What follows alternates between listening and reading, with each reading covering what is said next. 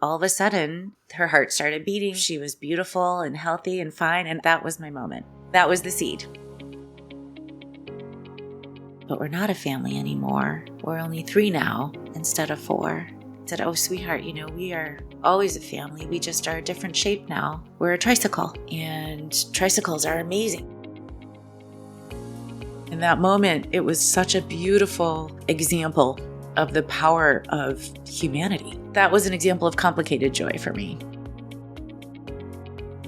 You're listening to Solving for Joy. I'm your host, Dr. Chrissie Ott. Hello, and welcome to the second episode of the Solving for Joy podcast.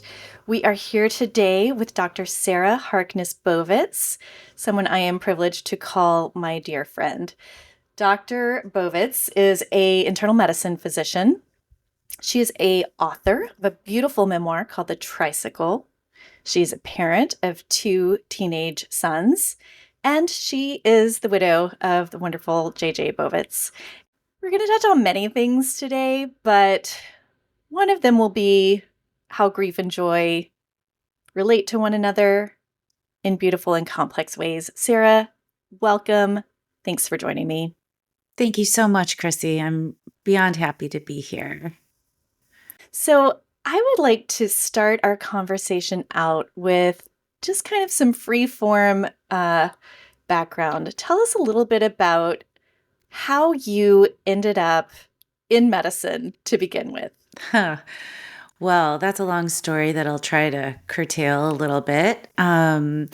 I never studied science in my life. My undergraduate degree is in photojournalism. I avoided the sciences like they were something awful and abhorrent.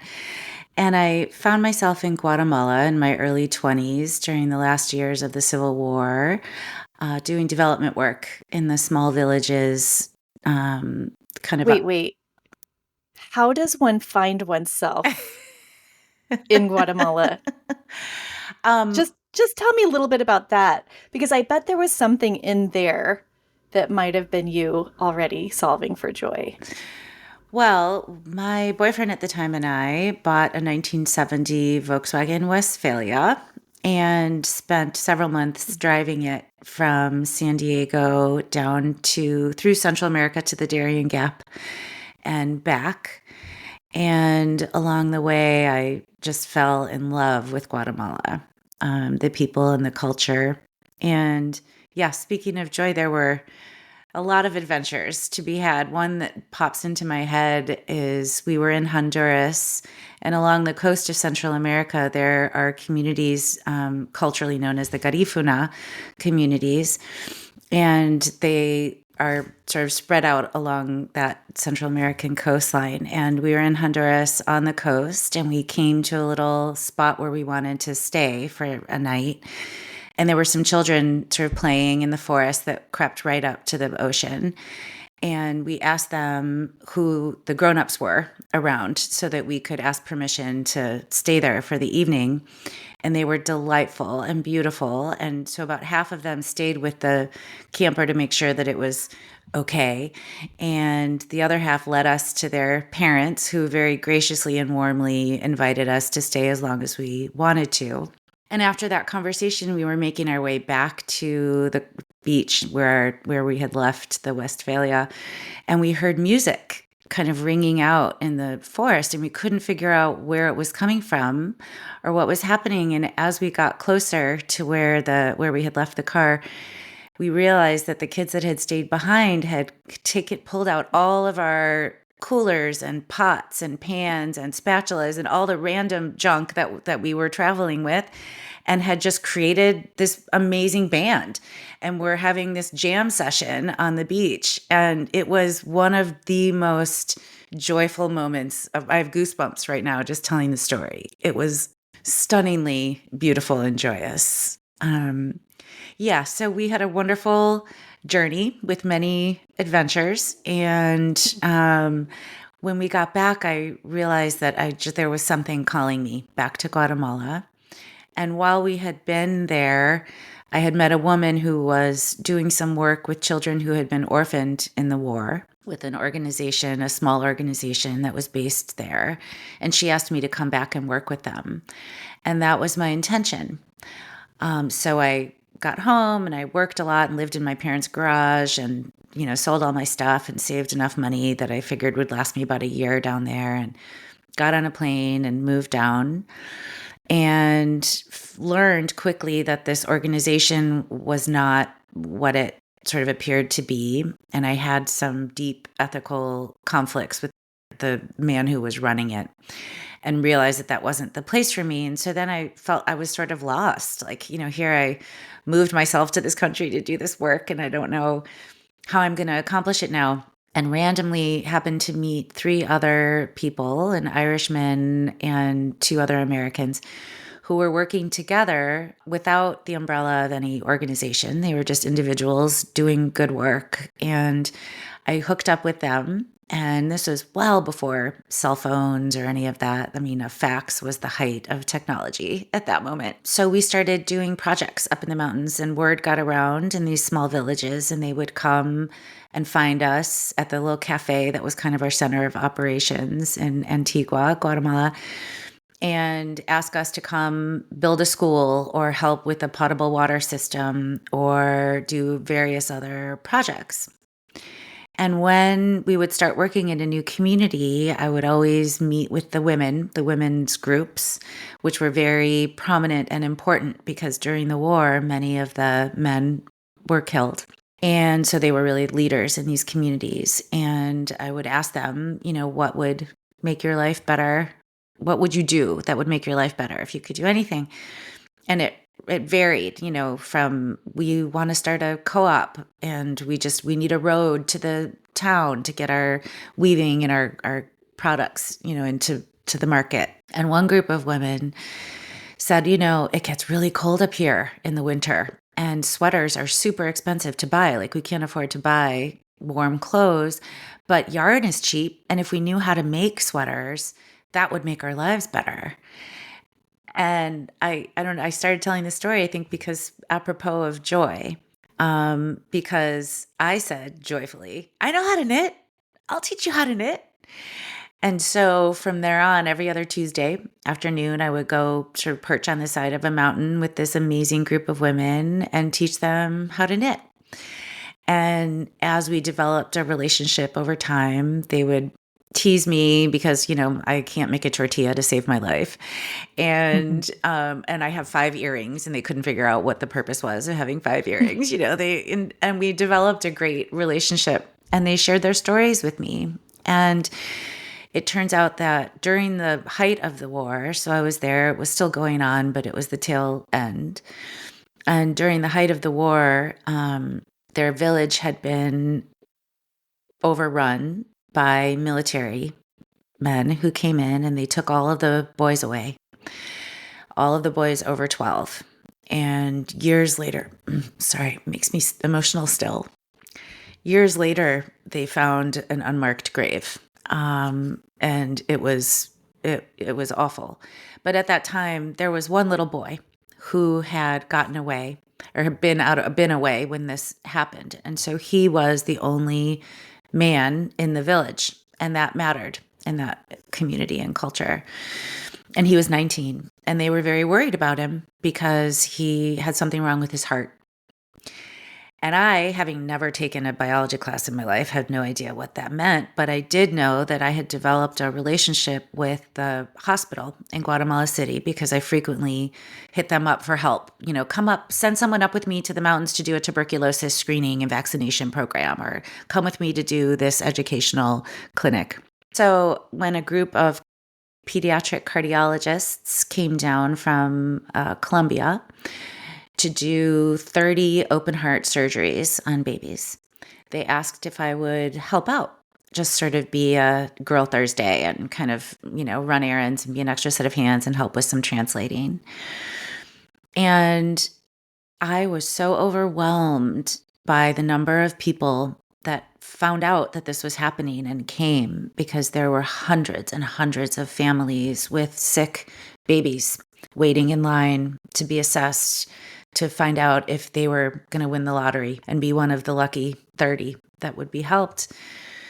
And the team struggled. It was so agonizing for them because they felt that they were making choices that were beyond what they should be allowed to make, as far as, you're going to live and you won't. I'm sorry. We have to do the greatest good for the greatest number. It was agonizing. And through that process, I helped do a lot of the screening exams. Well, I didn't help do the exams, but I helped translate when the cardiologist was doing the exams. And I was fascinated. She would do an angiogram, so shoot dye through the blood vessels of this tiny little walnut-sized heart and tell me, well, this is what's wrong, and this is what needs to happen to fix it. And I just found it fascinating. So when I heard about the boy who had the heart problem in the village where I had been working, I thought, gosh, maybe they could help him. But he's not a pediatric patient anymore. He's 19, and they're already so overwhelmed. I mean, they were supposed to have a few days of relaxing time, and they filled those days up with adding on more procedures because they just really felt they needed to. Excuse me, I'm sorry. It really does make me emotional. And I went to them, forgive me. I went to them and told them the story. And they immediately brought him into the hospital and did an evaluation. And he needed a new heart valve. And one of the surgeons said, the problem, he needs a new heart valve. And the problem is we don't have one. We could put it in for him, but we don't have the valve. And I said, we'll fix that. I'll find a valve. And so the head of pediatrics and I got on the phone and called every company that makes valves. And it was complicated. Obviously, we had to do a bioprosthetic because they wouldn't be able to do anticoagulation and all of that. And we found a company that made them, and that company sent a representative down on a plane with the valve. Chills all over. Hand delivered it to us. And there was a moment where I introduced him to the mother of this boy. And he didn't speak Spanish, and she didn't speak Spanish either, actually. She only spoke her Mayan language, but they didn't need language. And in that moment, it was such a beautiful example of the power of humanity and just being human with each other. And that was an example of complicated joy for me, And anyway, they did the procedure and saved him. And he went home, and I brought the team up the last weekend they were there to his village, and we had a big party. It was just such a beautiful celebration. But during that time when the surgeons were operating on all the babies, they said, do you want to see one? Do you want to come and watch a surgery? And I was like, okay. And so I stood on a step stool behind the surgeon, and he explained, this is the heart. And this is the aorta. I was like, what's the aorta? Well, it's the big blood vessel that takes the blood away from the heart. And he described to me, they put her on bypass and cut a little piece of tissue off and darned the hole that was in her heart wall like a sock.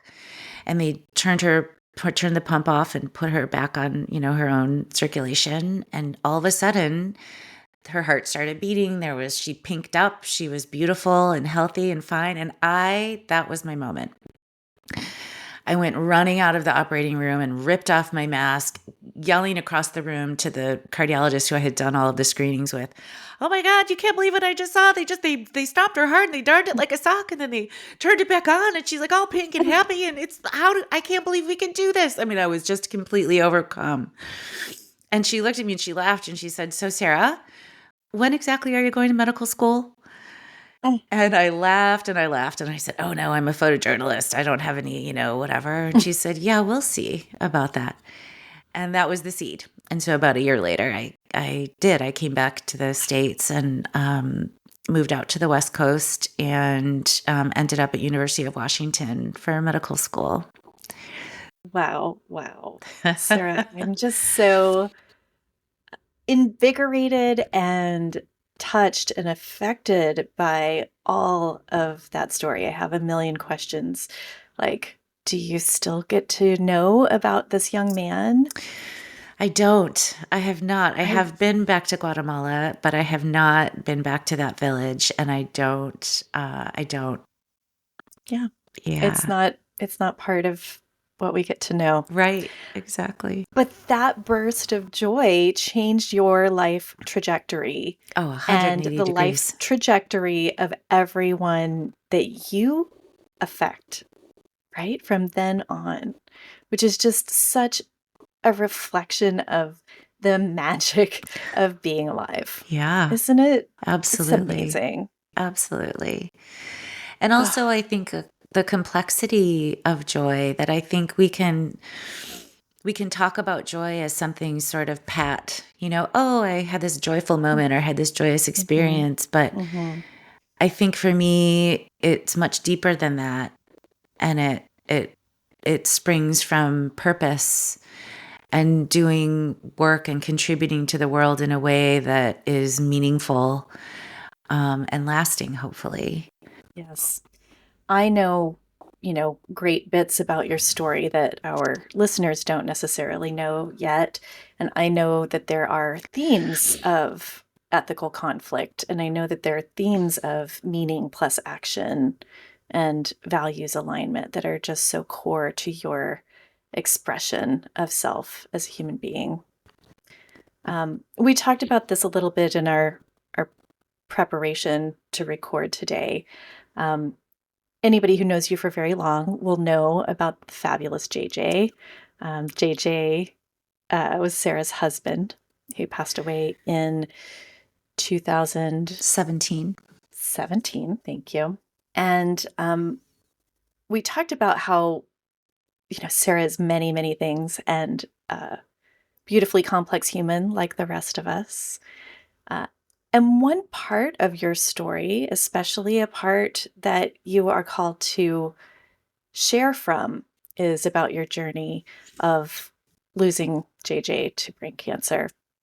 And we talked about it because I always want to invite what's real and I never want to exploit what is not ready for sharing. But Sarah's, or exploit anything for that matter, but just make sure that, just because you have expertise in the field of grief and complex joy, that you never feel like that's what you are always being tapped for, or that's the only thing that you have to offer. So you are invited to share about it. And I will just make a quick mini testimonial for the book, The Tricycle.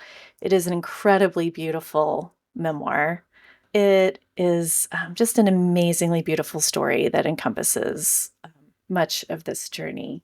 But I would love to just invite you to speak a little bit about the complex joy, and some of the very simple delight that you have to share with us about JJ and your journey with JJ.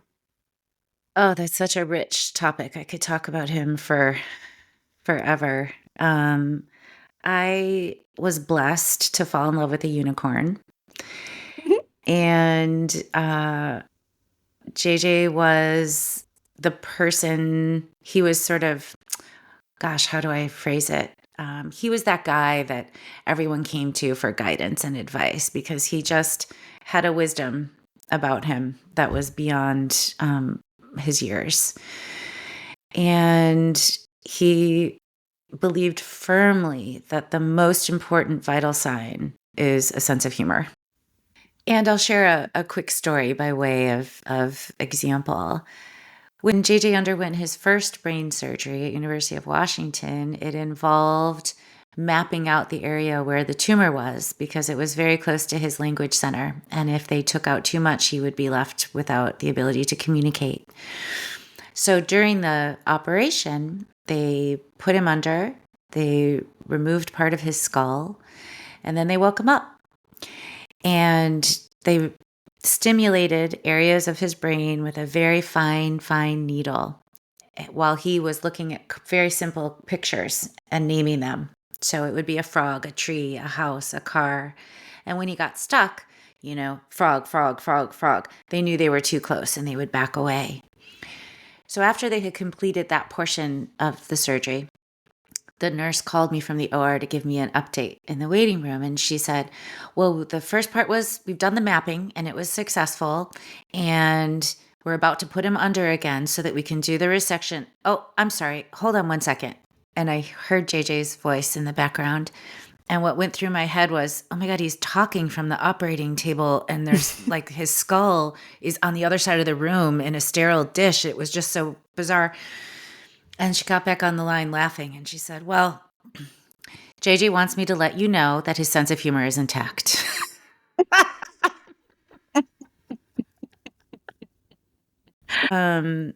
Yeah, he was a wonderful human being. And we had two beautiful boys that we adopted from Guatemala. And this was after I should probably explain that he had his first bout with this tumor during my internship year, and then overcame that and had sort of this miraculous outcome and was given the all clear. And that was true for 13 years. But in the interim, we adopted our children. We went on with our lives. That was his mantra. He's like, I'm not going to waste today by worrying about what may or may not happen tomorrow. JJ passed away in 2017, and our boys were in 3rd and 5th grade at that time. Obviously, the loss of a spouse or a parent or any loved one is traumatic and overwhelming under any circumstances. And for us, it was made especially challenging by the fact that I had literally never done any of the work of managing our family. I was a physician in a very busy hospitalist practice, and I did that, and JJ did everything else. So when he died, my kids basically had to teach me how to raise them because I had no idea what I was doing. And, it was comments like, Mom, do you know how to work the washing machine? do you understand? Daddy doesn't use that kind of soap when he washes our hair. He uses the kind that doesn't sting our eyes. That's not how you make a peanut butter and jelly sandwich. You put jam on both pieces of bread so it doesn't get all soggy, or peanut butter on both pieces of bread. And so it was really a long, slow learning curve. Through that time, the three of us talked about ourselves as a family unit, as a tricycle. And that came from the night that he died, and my older son, who was 11, sort of just bereft and saying, Mom, who's going to take care of us? And his brother saying, yeah, who's going to make us food and take us to school and stuff? And I said, you lost your dad, we lost your dad, but you still have a mom and you still have each other and we're still a family. And this long beat, and Colby, my oldest, said, but we're not a family anymore. We're only 3 now instead of 4. And after a barrage of tears and we calmed down, I said, oh, sweetheart, we are always a family. We just are a different shape now. We're a tricycle. And tricycles are amazing. They can go so far and they can be so strong. But the thing about a tricycle is if one of the wheels is wonky, the whole unit has to stop and take care of that wheel and fix that wheel. And once that's stable, then together the whole unit can move forward. So that was our working metaphor together, which is why my book is ultimately named The Tricycle, because on January 11th, 2020, not having any idea what was coming before us, that was the 3rd anniversary of JJ's death. And we were sitting in the living room and sort of realizing that we were okay. We had made it, we had made it this far, and we knew that we were going to be okay. And we were sitting on the sofa watching a movie, and my older son was laying with his head on my lap, and he said, Mom, when I turn 18, I want us all to get matching tattoos. And I said, well, okay, nothing would make me get a tattoo at this point of my life where everything's already sagging and wrinkling and all that stuff. Nothing would prompt me to do that except for my son saying he wanted matching tattoos. And I said, what would you want to get? And he rolled his eyeballs in the way of the tween and said, a tricycle, obviously. So that's why the book is The Tricycle, and those are our hands. And this is my tricycle tattoo. Yeah. So So special. that was another example of complicated joy for me, because grief is very all consuming and overwhelming and disorienting. And there was a period of time where I really didn't know that I would make it through. I didn't know, I knew that I would not, there was no risk of self harm or anything like that, but I just didn't know if I would ever be complete and intact again. And during that time, I was seeking a story of someone who had felt how I felt and had survived. I didn't need a prescription for grieving.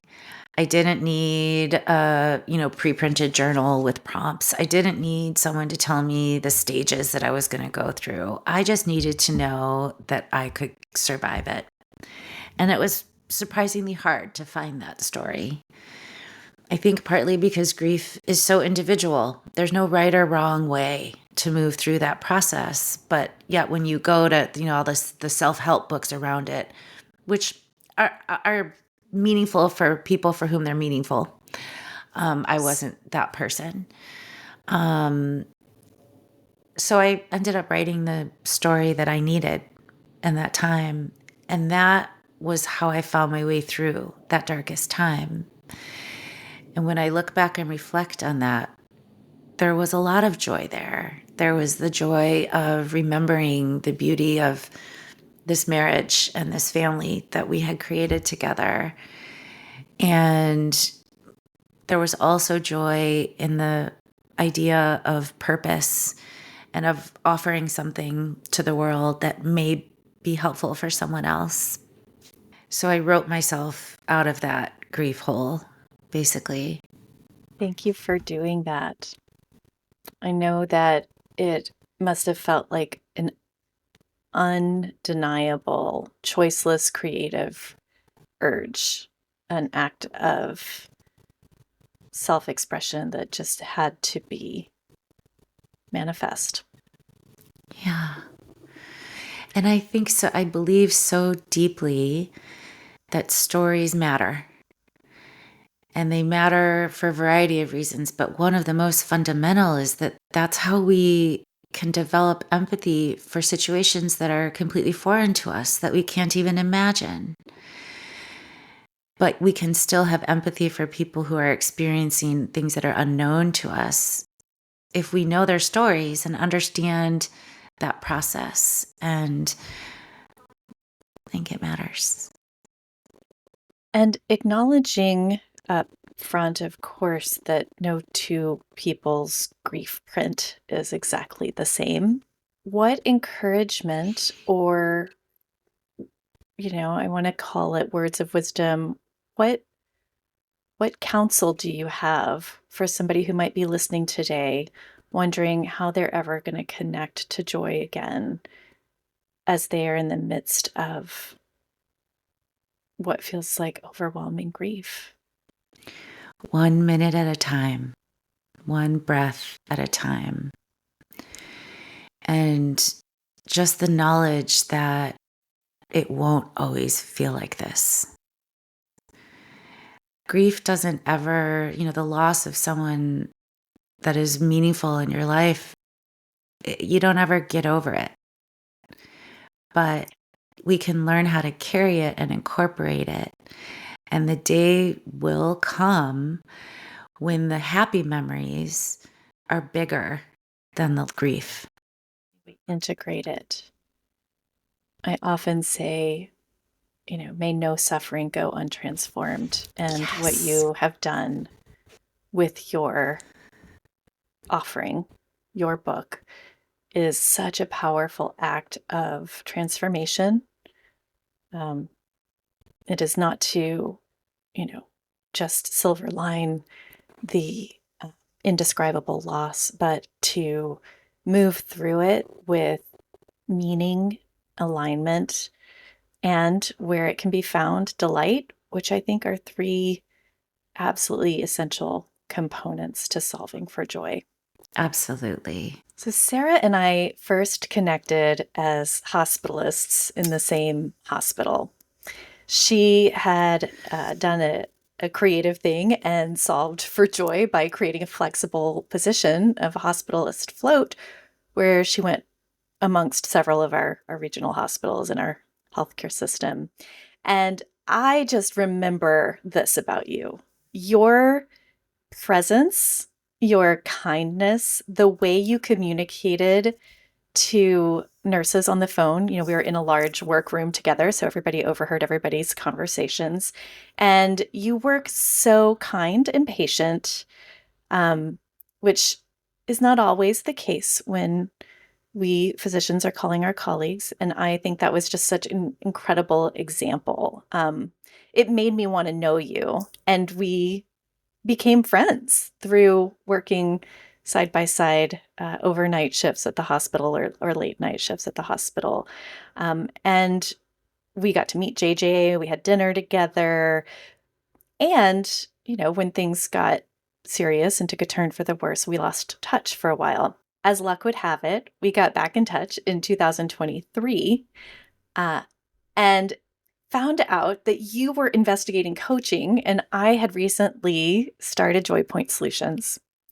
And we just nearly exploded with delight about how much potential there was for us to collaborate. So it has been such a joy for me to bring you into JoyPoint Solutions and support your journey becoming a coach. I'd love for you to touch a little bit on how that came about for you and how that is bringing you joy and meaning. Yeah, first of all, Chrissy, that I love how you describe our whole growth together because well, let me back up. I took several years off from work when JJ died to focus on raising my kids. And finally, they reached the point where they were both in high school and they were thriving and doing well. And they said, Mom, you should go back to work. Away with you now. We don't need, we're fine. It'll be good for you. And I said, okay. And I dipped my toe back in a different setting. But in the interim, COVID had happened. And the corporate takeover of medicine had really ratcheted up into full gear. And the landscape had shifted dramatically. And what I found when I went back was a devastated workforce and a medical industrial complex that was eating its young, that the actual gears of what make it function were ignored and disempowered. And it created such distress. And for me, part of that distress, a big part of that distress was the disempowerment and the dehumanization that comes along with being not valued, particularly as physicians, because we're trained to be the captain of the ship. We know the answers. We're the experts. You come to us. We're here to serve. We're here to help. And part of the problem with our nature as clinicians is that we don't leave till the work is done. And so if that work is increased and increased and increased incrementally, so is our workload increasing. And we'll just keep doing it because it has to be done. And that comes at great sacrifice. Mm. I was ultimately, through that experience, I was sort of plunged into an existential crisis and I couldn't take it. And I rage quit, to borrow a term of yours, Chrissy. And I just felt shattered and destroyed. I didn't know what I was going to do and what had I spent all this time working toward? Why was I in this situation? Was it even worth it? Who was I in this setting? All of the things. And so I did a deep dive into the data, being, a nerd, and saw that, because I will say that the one thing that made me want to rip someone's head off was all of the emails from this giant corporation that I was working for. Drink a cup of tea, do some yoga, practice self-care, get good sleep. And I just wanted to scream, like, how do you think that we survived medical school and residency and years of stressful work? Like, we know how to do that. Is not the problem. And I was doing a bunch of research and reading a bunch of data, and I kept coming across studies that showed that peer coaching, professional peer coaching, was actually effective, that it actually improved numbers when you looked at engagement with patients and all of the parameters that we look at when we're talking about burnout and moral injury. And so that was when I decided, this is good, this is my purpose, and this is how I am going to find my joy again. And I started a course to become a coach, and then got an email or a text from you, Chrissie, saying, "Hey, I started this thing and I want to put you on my email list, checking what your email is." And I looked up Joypoint Solutions, and I have goosebumps right now just telling the story, because my head exploded. I said, "Oh my God, that's exactly that's so crazy." And we had coffee, and Chrissie graciously brought me on board when I finished my training. And the richness of the experience for me cannot be overstated. I found, through receiving coaching myself, a way to take back some control over my experience of the circumstances over which I did not have control. And that fundamentally gave me my power back. And the opportunity to help other people, physicians and non-physicians, to help other people who are at a point in their journey where they feel ready to kind of reclaim that power. It's just an honor to be able to walk with people through that path. Well said. It is an honor and a delight to do that. And you are definitely meant to be doing this work, in my humble opinion. Sara, tell us, please, a little bit about who you are most delighted to work with as a coach. Well, I will say that as I was going through my coach training and receiving coaching myself, I came to an understanding of my experience with burnout and moral injury. And I recognized the overlap, and that how much of what I was feeling was grief in its various forms. Grief over loss of autonomy, loss of the dehumanization that I alluded to earlier. And I found that a lot of those emotions and feelings and reactions really dovetailed together. So I bring that, it's part of me now, as much as being a physician is part of me in that experience. And so I think I hesitate to identify a specific person, because I really am here to serve whoever wants to be served. That said, I think I'm especially geared toward working with people in the healthcare system who are suffering from burnout and or moral injury, whether or not they've had an intimate experience with a deep grief. I think that burnout and moral injury themselves are grieving processes. And so I find that especially engaging and meaningful. Yeah, that makes sense. It reminds me how grief can show up as rage. Yes. Or, like when it's externally, perhaps maladaptively focused. Yeah. Right? Or it can show up as dejection, demoralization, disengagement. It can show up as hostility and irritability. Yeah. It can show up in so many different ways, just like anger can. But when we are experiencing disgust, contempt, frustration, and learned helplessness within the healthcare system, it is such a powerful time to just check for grief. Yes. Right? Like, yes. What else is happening? I am grieving the story of what I thought was going to be here for me when I graduated medical school, residency, and waded into this career by about 20 years. Yeah. Right? Trying to match up our expectations to our lived experience, and then now needing to do this self-regulation that we might not have actually been taught ever how to do skillfully, how to reclaim, reframe the intense power of our mindset, our practiced and chosen thoughts, our practiced and chosen beliefs, the ones that are not necessarily part of the offered paradigm. Absolutely, Chrissie. Yeah. Absolutely. Thank you so much for speaking to that, Sara. Thank you for being with me today. I know that we are going to have many more conversations here on Solving for Joy. So I'm delighted to just have our circles overlapping the way they do. Will you please share with everyone where they can find your book, your writings, and where they can reach out to you to talk about coaching?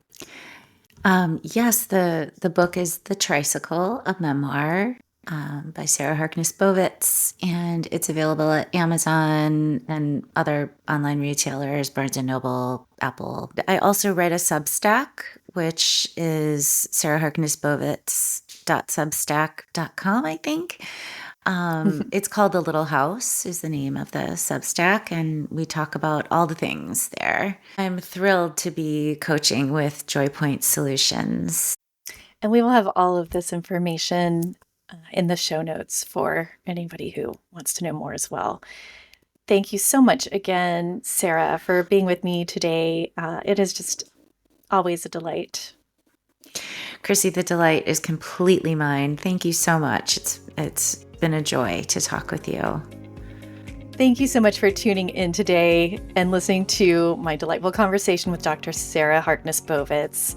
Next week, we will be talking to Liz Heichelbeck, another one of the JoyPoint Solutions coaches, who is a creativity coach and author as well. I wanted to briefly mention that we are coming up on the beginning of our next live 12 by 12 program. This is 12 people, 12 weeks, infinite possibilities. Sara and I will be co-facilitating this 12 by 12 cohort. And if you would like to know more, there are details available in the show notes or at joypointsolutions.com.